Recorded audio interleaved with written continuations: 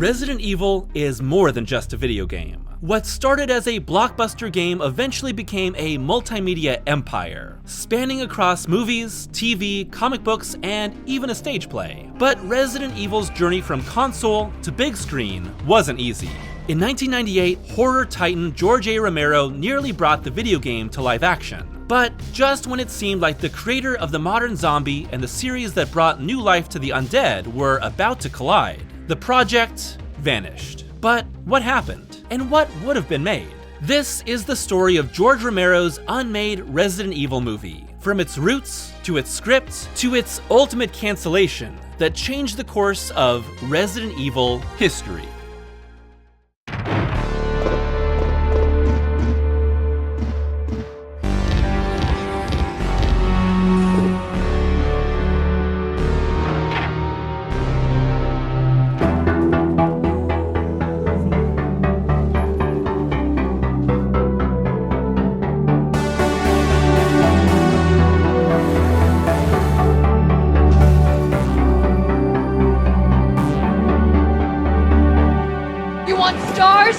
I'll give you stars!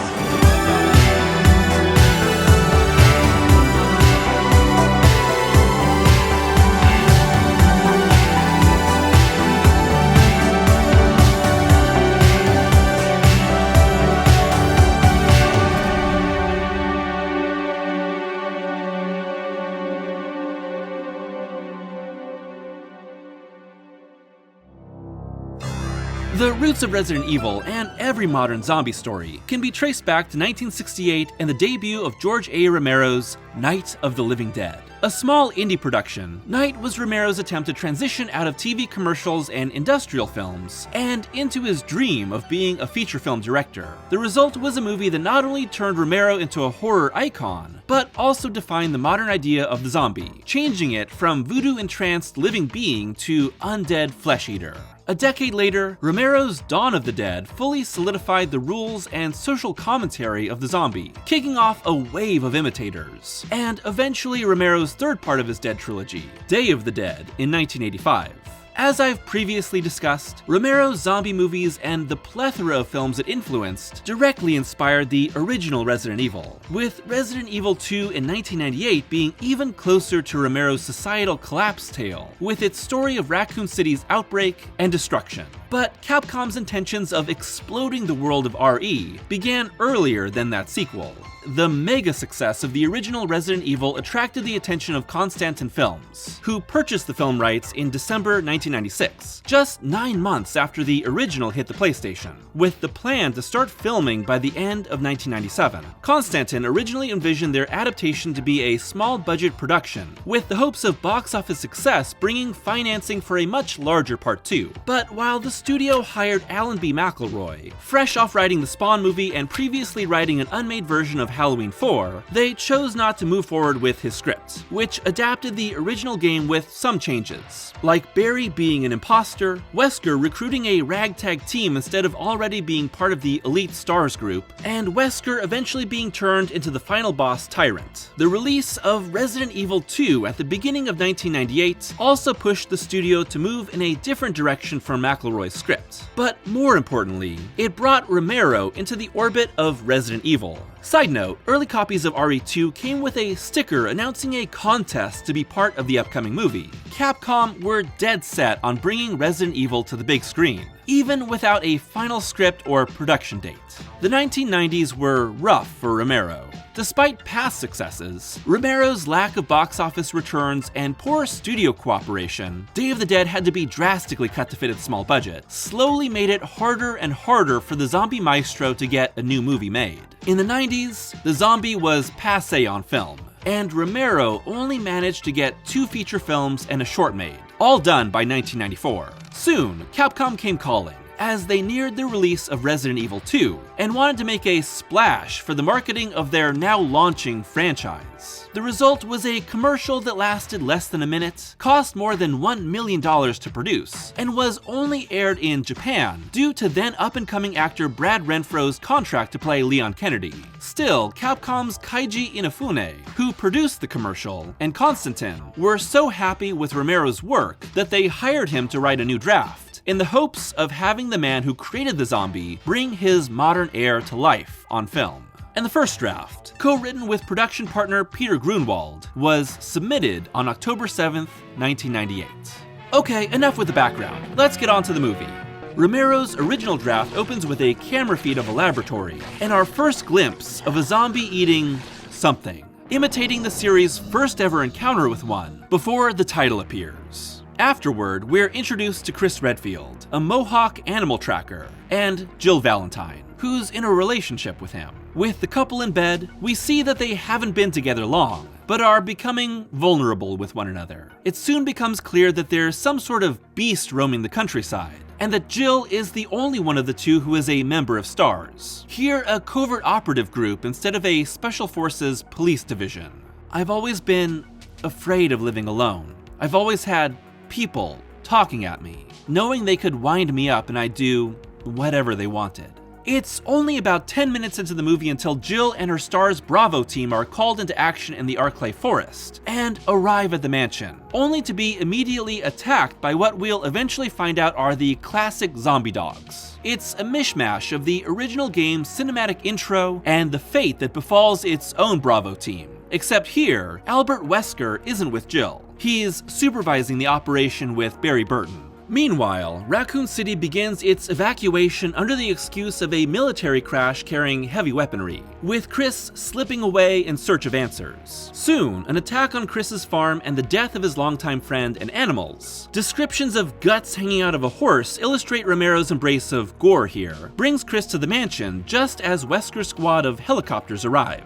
Wesker's Alpha team includes some brand new characters destined to be zombie chow, but also features Rebecca Chambers and Brad Vickers, illustrating how Jill and Rebecca have essentially swapped roles here. Once again, zombie dogs attack and push the team and the trailing Chris into the mansion, with one red shirt getting his heart chewed out through his back. Essentially, the first 20 minutes take us to where we start in the original game, with the dogs giving us our first signs of Umbrella's involvement because of their branded collars. And it's here where Wesker begins to immediately reveal the secrets of the mansion, old, spooky, and gothic like the game, by telling his team that Umbrella's secret labs are underneath, and their mission is to rescue Dr. John Marcus, loosely based on the game's John Clemens. As Jill fights to survive in the corridors underneath the mansion, Wesker and his team split up in search of answers, with Chris, who thinks that Jill is dead after finding her signature beret in the woods, making his way in through a secret passage he had found as a kid. Here, the mansion was originally home to an infamous bootlegger and was only recently taken over by Umbrella, is known as the Arclay Mansion and not Spencer Mansion, and there are no Trevors associated with it. By the end of the first act, Jill regroups with her team. Wesker details the zombie threat caused by Umbrella's bioengineering, with one team member name-checking Night of the Living Dead, and we're introduced to a classic enemy that has never made its way into any live-action adaptation, Plant 42, with its hungry vines searching for food and retreating from a STARS attack.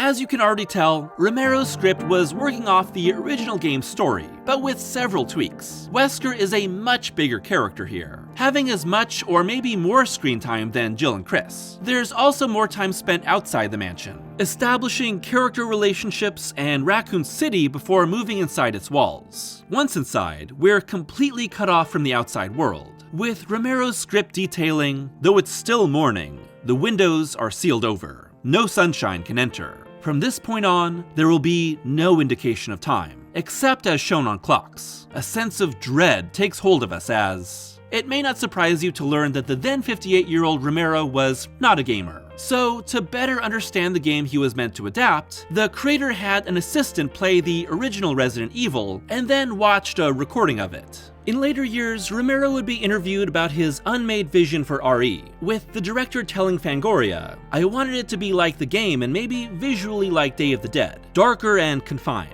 It's like a nightmare you can't get out of. You're in a corridor and you turn a corner or open a door and you're just in another small space. I was trying to stick with the game, and I worked with its designer. He gave us secrets from the second game, which had not been released yet, so some of the creatures and so forth came from that." Given that pre-production was taking place in 1998 as the internet was becoming a major element of fandoms and movie speculation, Romero's involvement in the RE movie swirled through constant rumors. In an interview in July 1998, Romero Romero finally confirmed his involvement, with the creator only officially signing on that month, but nothing would go smoothly afterward.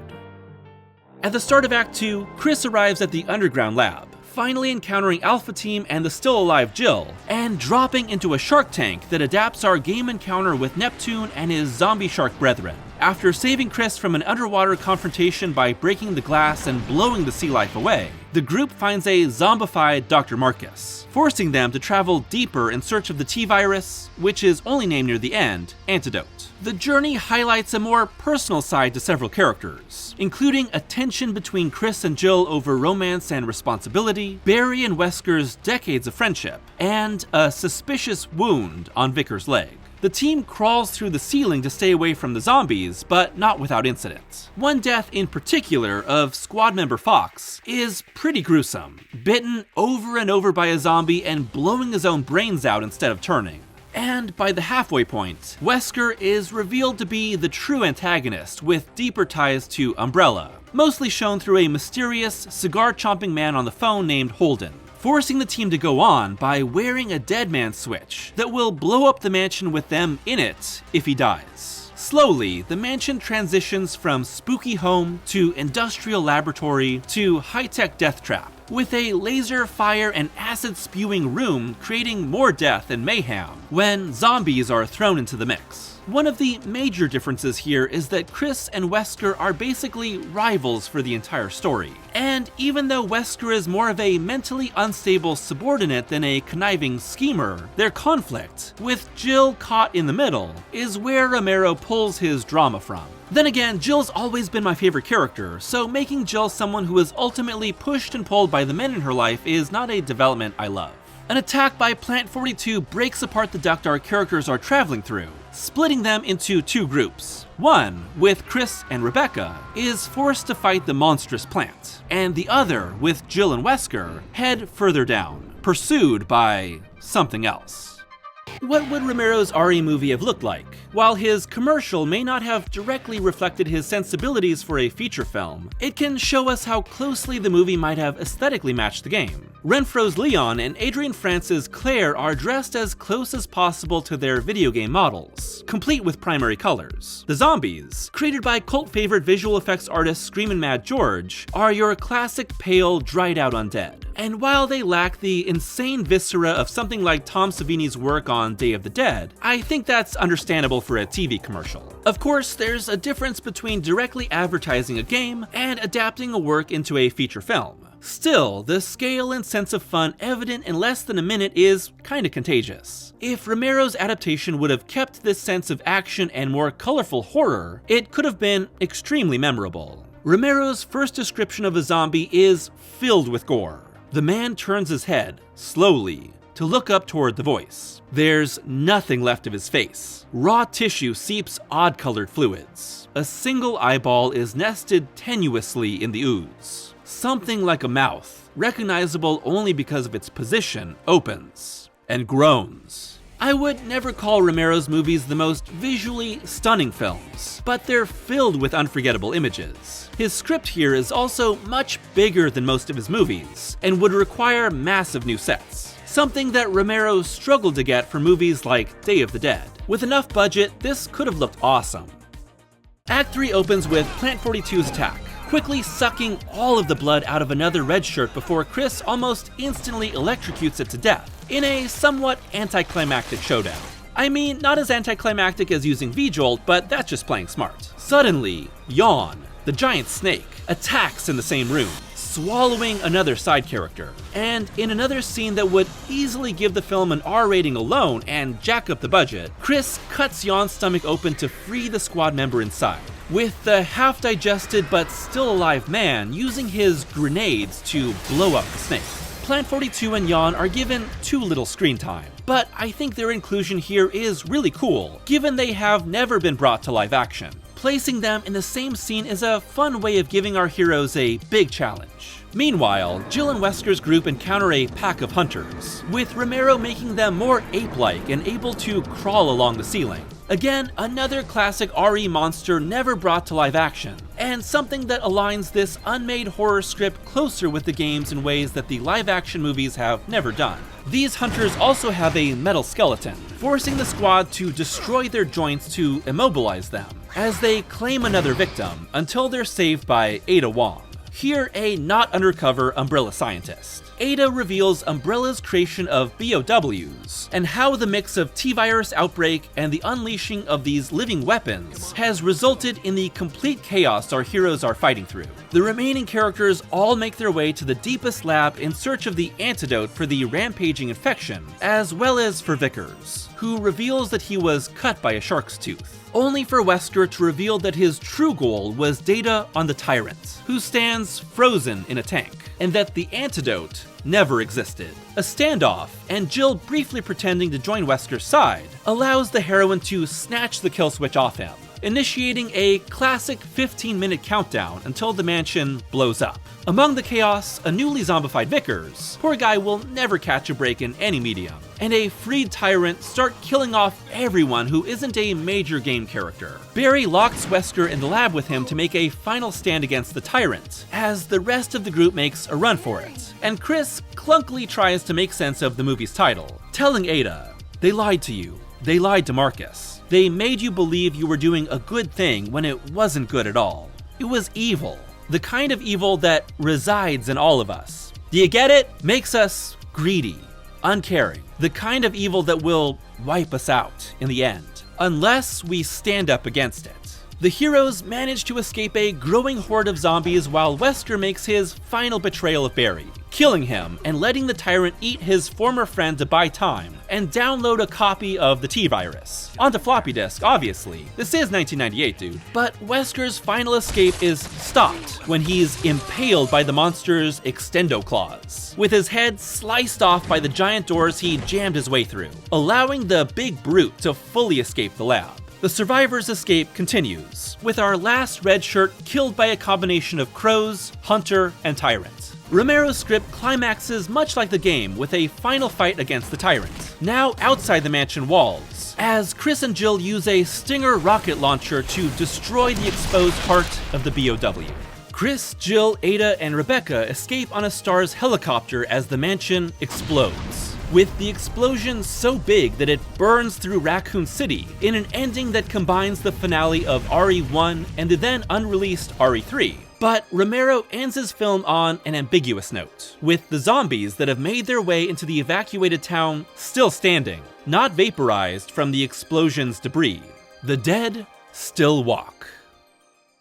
Romero's first draft isn't perfect, and it's got quite a few clunky lines of dialogue, especially any repeated catchphrases, like one operative's usage of "so we live here now," which the script seems to think is both endearing and tragic, but really isn't. Jill could be a lot stronger of a character, but I'm fine with the changes made to Chris. Still, I really enjoy the script. It's fun, has good tension, moves along very quickly, and has enough homages to the original game, including lots of different monsters and several puzzles, to feel like a real adaptation without being too wink wink nudge nudge. Nothing will ever fully capture the feel of RE1, but it's a good time.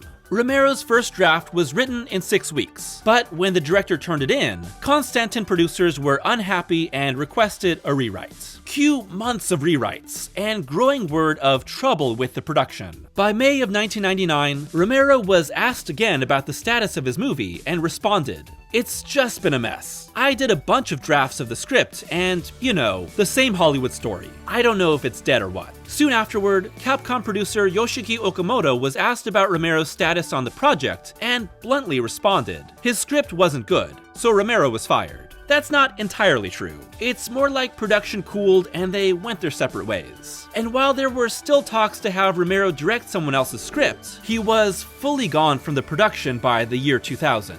In the time since, many different people involved with the production have given explanations about why Romero and Konstantin could never agree on a script, with some stating that executive director Bernd Eichinger was opposed to making a bloody and gory movie, which was the opposite of Romero's vision. Romero would later say, "There are two sides to every coin, but I don't think they were into the spirit of the video game, and wanted to make it more of a war movie, something heavier than I thought it should be, so I think they just never liked my script." Producer Robert Kolzer, who frequently worked with the studio, said, "With George, we could have done a great zombie movie for a very, very limited audience. We could not have shown it to a regular theater. We could not have shown it on television, and the video would have been sold in the X-rated section. Then you could make a $2 million movie, but not a big event movie. They bought the game, but I don't think they knew what it was," said Romero. "The executive I worked with was a young guy who was turned on to it, but the head of the company just did not understand it. Doesn't even know what a video game is. He wanted it to be something different. I mean, this is the guy who made Das Boot, so he wanted something prestigious. I told him that's not the spirit of the game. I did 5 or 6 drafts, but he just said, forget it. That was it." In the years since, Romero's first draft was leaked online, which is what you've just experienced. It's difficult to know what exactly changed in later drafts, but with a documentary due out in the next few years, more light will likely be shined on the changes. What's most ironic about Romero's aborted attempt at bringing Resident Evil to the big screen was that his efforts came just before the resurgence of the zombie genre. After being dead for most of the 90s, the early 2000s brought a massive zombie boom. The combinations of 28 Days Later and Paul W.S. Anderson's Resident Evil in 2002, and Zack Snyder and James Gunn's remake of Romero's Dawn of the Dead, and Shaun of the Dead in 2004, majorly connected with audiences. Suddenly, the zombie movie was back in vogue, just as it was wearing out its welcome in video games, and the demand for more gave Romero the chance to make Land of the Dead in 2005. Now with enough cultural cachet back on his side, Romero continued to find work with 2 more Dead movies, until his passing in 2017. Reflecting on his career, Romero said, "The biggest damn shame was Resident Evil. We busted balls writing drafts of that screenplay. I'm talking marathons, 72 hours straight. I really wanted this project. I had directed a TV commercial for Resident Evil 2, and being on the set again with zombies by Screamin' Mad George, I was hooked. Deep in my heart, I felt that Resident Evil was a ripoff of Night of the Living Dead. I had no legal case, but I was resentful and torn because I liked the video game. I wanted to do the film partly because I wanted to say, look here, this is how you do this shit." While Romero would never bring his own version of RE to life, the legacy of George A. Romero is inextricable from Resident Evil. Without the Dead trilogy, there would be no modern zombie, and the original game would be without its central hook. As time went on, the Resident Evil games and Paul W.S. Anderson's live-action movies would evolve further and further away from Romero's vision. But for a brief moment, they nearly became one.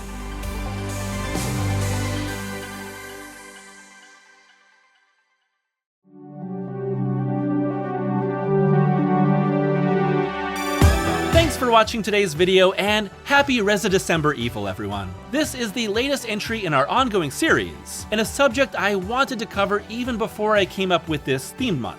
For years, I've heard about the rumors of George Romero's script for Resident Evil, and one version of the script has existed online for quite a while. So I had a lot of fun reading through the script, envisioning what would have happened, and digging into the history of this Unmade project. Personally, I found the script to be really fun. Not perfect, obviously, but it is a first draft. Romero is a filmmaker that I have a lot of fondness for, and his original Dead trilogy are some of my favorite horror movies ever. Several years ago, I did a video examining those 3 films in context with one another, and if you're interested, go and check that out. There are a lot of ups and downs in Romero's career, and I can't help but wonder what would have happened to him if he was able to make this movie, and what would have happened to the Resident Evil franchise overall. I do like some of Paul W.S. Anderson's Resident Evil movies, but none of them are really that close to the actual games. So starting off Resident Evil on the big screen in a film that is so much closer to the original would have been a very different history. I also really like that this movie has a lot of the BOWs that we have never seen in live action, and I think it's those things that really differentiate Resident Evil from the typical zombie story. It gives it its own unique flavor, and it underlines the bioweapon nature of what's happening underneath the surface of the zombie horror going on here. It's the scientific exploration and industrial corruption that makes Resident Evil its own franchise, really, and not just your general spooky horror. Put them together and you have what makes the series so great. I'd love to hear your thoughts on this Unmade movie, and whether you would have wanted to actually see it in live action. I also know that there is a fan-made online comic that has adapted the screenplay itself too, so go and check that out. I'll put a link to the original version of this script that's available online for you to read, a link to that fan-made comic book, and also a link to the Bandcamp of artist Mono Memory, who is providing a lot of the soundtrack to this month's Residecember Evil. He's made a ton of awesome Resident Evil remixes, and I'm a huge fan, so please go check him out and support him. As always, a huge thank you to my patrons for their continued support. And if you'd like to be a patron, it's only $1 a month for early access to every video and exclusive Patreon-only reviews, with this month being focused on Resident Evil and other horror video games. So until next time, I hope that you're taking care of yourselves and playing some awesome Resident Evil games. Happy Residecember Evil, everyone!